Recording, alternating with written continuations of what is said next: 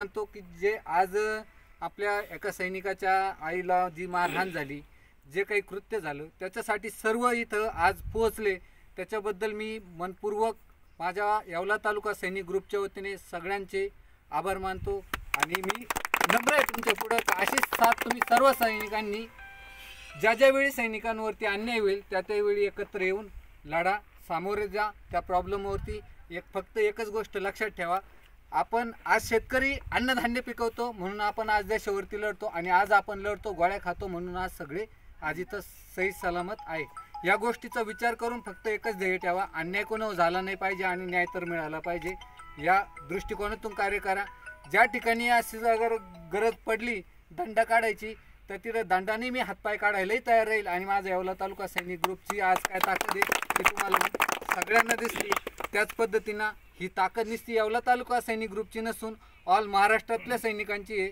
ज्या ज्या ठिकाणी हाक दिलेली आहे सैनिकांनी त्या त्या ठिकाणी सैनिक सर्व एकत्र आले आणि ते यापुढे एकत्र येतील, एकमेकासाठी मदतीला धावून जातील अशी मी सर्व सैनिकांना अपेक्षा बाळगतो आणि परत एकदा विनम्र सगळ्यांचे अभिनंदन करतो। आपल्या कोपरात सन्माननीय लगड साहेब आणि या सैनिकाला न्याय देण्यासाठी एकत्रित झालेले सर्व आपण सैनिक बंधू, कोपरगाव तालुका एक सर्व्हिसमॅन संघटनेच्या वतीनं आपण सर्वांना मी ग्वाही देतो की जेव्हा जेव्हा सैनिकावर अत्याचार कोठे होईल आणि त्याला न्यायाची गरज असेल तर आम्ही महाराष्ट्रात तर काय कोणत्याही कोपऱ्यामध्ये तुमच्या आव्हानानुसार यापुढेही राहू आणि सदैव तुम्हाला साथ देऊ। हा फक्त त्रिदल संघटनेचा विषय नाही आहे मित्रांनो, हा विषय आहे सैनिकाच्या आत्मसन्मानाचा।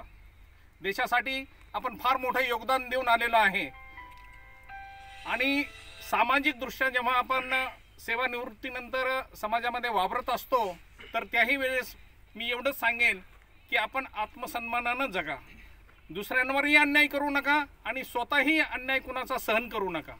एवढंच बोलतो आणि थांबतो। जय हिंद।